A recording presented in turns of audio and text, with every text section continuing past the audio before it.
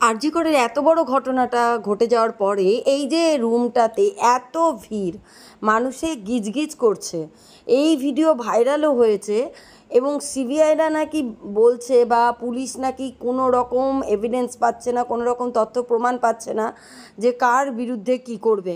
আচ্ছা, এইখান থেকে এই যে মুখগুলো দেখা যাচ্ছে, এদেরকে তুলে নিয়ে গিয়ে কি জিজ্ঞাসাবাদ করা যাচ্ছে না যে আসলে কি হয়েছিল, এত মানুষ ওই রুমটাতে কি করছিল, কি এমন কথাবার্তা চলছিল সেদিন?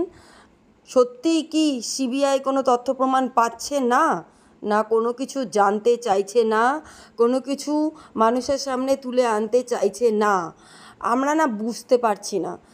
মানে আমি দেখছি এই ভিডিওটা, হয়তো রীতিমতো আরও এরকম ভিডিও অনেক আছে, তবে প্রত্যেকটা সাধারণ মানুষের কাছে আমি বলতে চাই, যদি এবার না তাহলে আর কোনো দিনও না, যদি এখন না তবে আর কখনো না। এটা মাথায় রেখে কি করতে হবে সেটা বুঝে শুনে এগাও।